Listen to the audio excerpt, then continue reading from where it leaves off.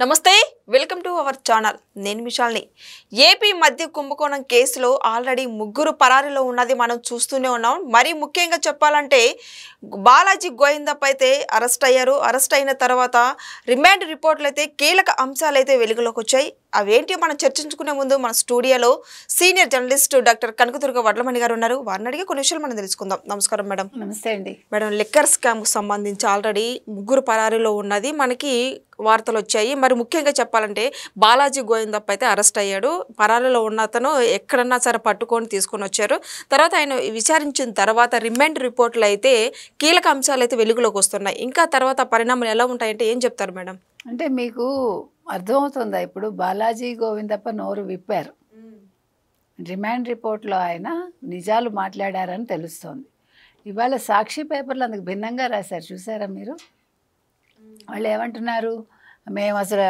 తప్పు చేయలేదు మేము మమ్మల్ని బలవంతంగా మా చేత చెప్పిస్తున్నారు మేము సంతకాలు పెట్టాము అంటున్నారు అని చెప్పి వాళ్ళు రాశారు ఎవరు సాక్షి వాళ్ళు అంటే సాక్షి భయపడుతోంది అంటే సాక్షి భయపడుతోందంటే ఎవరు భయపడుతున్నారు భారతీరెడ్డి భయపడుతున్నారు భారతీరెడ్డి భయపడితే జగన్మోహన్ రెడ్డి భయపడినట్టు కాబట్టి అంటే ఇవాళ నిజాలు బయటకు వస్తున్నాయి అనేసరికి సాక్షికి ఏం చేయాలో తెలియట్లా వాళ్ళు నిజాలు ఎప్పుడూ రాయలేదు రాయరు మాట్లాడరు కాబట్టి ఇవాళ కూడా అబద్ధానికి రంగులు పులిమి వాళ్ళు దాంట్లో కూడా వాళ్ళు ఏం చెప్తున్నారు చంద్రబాబు నాయుడు గారి వల్లే అసలు ఈ ముడుపుల వ్యవహారం మొదలైందని రాశారు అసలు ఏమైనా అర్థం ఉందా సో ఇవాళ ఈ బాలాజీ ఎవరైతే ఉన్నారో గోవిందప్ప బాలాజీ అతను ఏమంటున్నారు వాళ్ళు ఏ రకంగా చేశారు అంటే వీళ్ళు ఎలా ముడుపులు తీసుకున్నారు అనేది ఆయన ఇవాళ నోరు విప్పాడు ఏం చెప్తున్నాడు మంచి బ్రాండ్స్ అంతా కూడా మేము పక్కకు పెట్టేసాం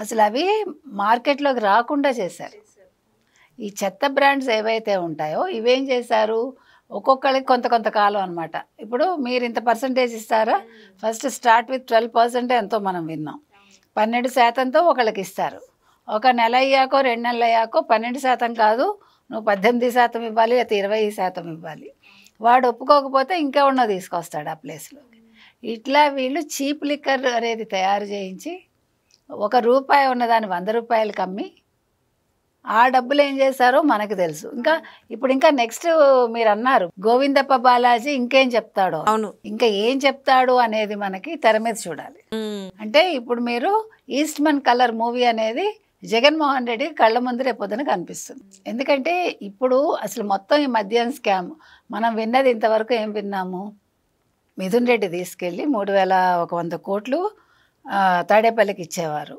మీరు చెప్పినట్టుగా ఫస్ట్ విజయసాయిరెడ్డి కూర్చోబెట్టి అది కూడా ఎక్కడ వాళ్ళ ఇంట్లోనే ఫస్ట్ 3 నెలలు చర్చలు జరిగాయి అంటే అసలు సూత్రధారులు ఎవరు పాత్రధారులు ఎవరు మన కళ్ళ ముందు దీంట్లో ముఖ్యంగా మళ్ళీ రాజకాస్ రెడ్డి కూడా వ్యక్తి ఇవాళ ఎక్కడో వెనకాల 33వ పర్సన్గా ఉండే గోవిందప్ప బాలాజీ ఇవాళ తెర మీదకి వచ్చాడంటే గోవిందప్ప బాలాజీ పాత్ర ఏంటో మనకు అర్థమవుతుంది అంటే మనం కొన్నిసార్లు చూడండి మనకి డిటెక్టివ్ సినిమాల్లో కానీ డిటెక్టివ్ కథల్లో కానీ ఎక్కడో అనామకంగా ఉండే ఒక పాత్ర all of a sudden center ఇదైపోతుంది అన్నమాట సెంటర్ ఆఫ్ అట్రాక్షన్ లాగా ఇవాళ గోవిందప్ప బాలాజీ పరిస్థితి అది అంటే ఎంతో అమాయకంగా ఉండొచ్చు వాళ్ళు ఏమీ తెలియనట్టుగా ఉండొచ్చు కానీ అసలు సూత్రధారులు పాత్రధారులు వాళ్ళే అవుతారు అవును సో ఇవాళ అలాంటి ఒక పొజిషన్లో ఈయన ఉన్నాడు సో రేపొద్దున నోరు విప్పాడు అనుకోండి ఇప్పుడు ఇంతంత ముడుపులు తీసుకున్నాము ఇంతంత పర్సంటేజ్లు ఇలా మాట్లాడుకున్నాము సో ఈ ముడుపులన్నీ అక్కడికి వెళ్ళాయి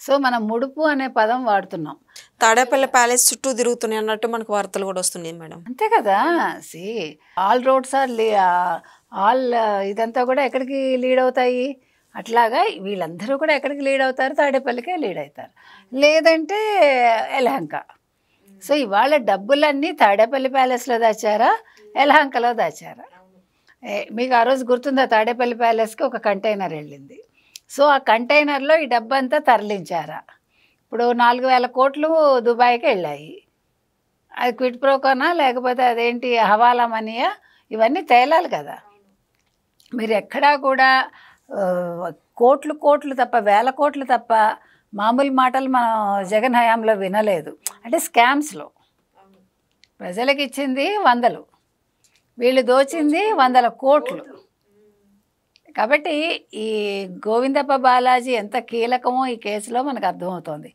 చాలా తెలివిగా విజయసాయిరెడ్డి అనే వ్యక్తి రాజు కసిరెడ్డిని ఇరికించి తప్పుకున్నాడు. ఇవాళ రాజు కసిరెడ్డి నాకు సంబంధం లేదంటున్నాడు, నోరు విప్పట్ల.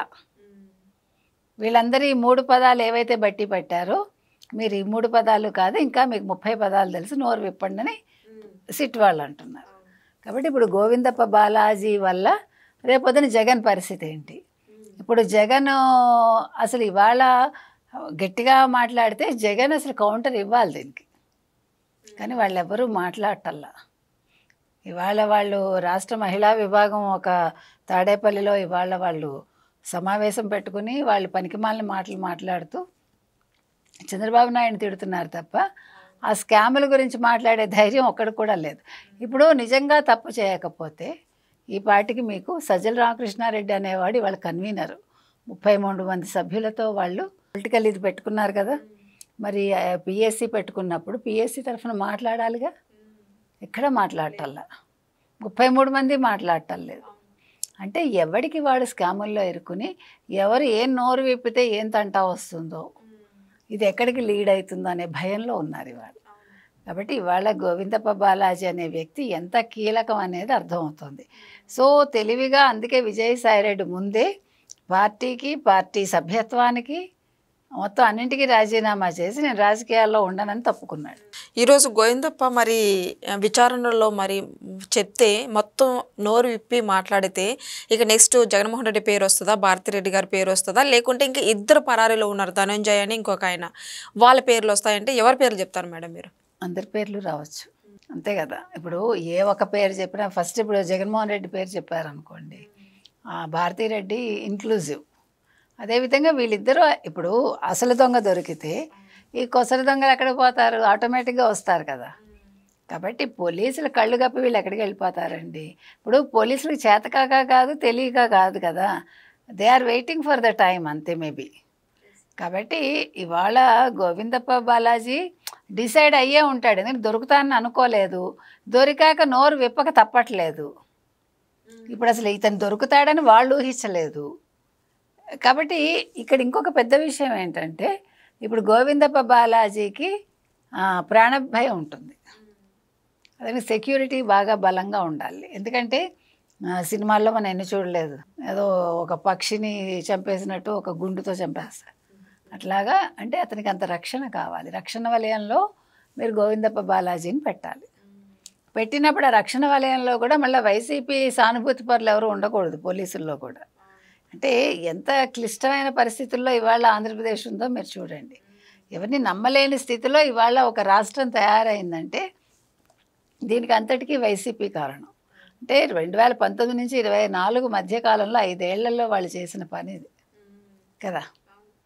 కాబట్టి ఇవాళ లిక్కర్ స్కామ్ విషయం ఒక కొలిక్కి వస్తుందా, మొత్తం అంటే పెద్ద తలకాయలన్నీ బయటకు వస్తాయా, బిగ్ బాస్ ఎవరు అనేది తెలుస్తుందా, ఈ 1000 కోట్లు 1,00,000 కోట్లు ఇదంతా కూడా ఈ స్కామ్, అసలు ఈ డబ్బంతా ఎక్కడికి వెళ్ళిపోయింది అంటే ప్రజల ఆరోగ్యం మీద ఆడుకుని, ఆరోగ్యంతో ఆడుకుని ఈరోజు వీళ్ళు ఈ రకంగా ఇంత తినేసి వీళ్ళందరూ కూడా పెద్ద మనుషులుగా చలామణి అవుతున్నారు కదా. కాబట్టి ఇది చిన్న విషయం కాదండి. ఇతను వల్ల మొత్తం గోవిందప్ప బాలాజీ అనే వ్యక్తి ఇవాళ ధనంజయ రెడ్డి ఎక్కడున్నాడు, తప్పించుకున్న ఇంకో వ్యక్తి ఎక్కడున్నాడు వాళ్ళకి తెలియకుండా ఉండదు. కాబట్టి అవి కూడా చెప్పించి మొత్తం అందరినీ కార్నర్ చేసి సిట్ వాళ్ళైతే దీన్ని ఒక కొలికి తొందరగా తీసుకురావాలని కోరుకున్నాం. Thank you madam. Thank you.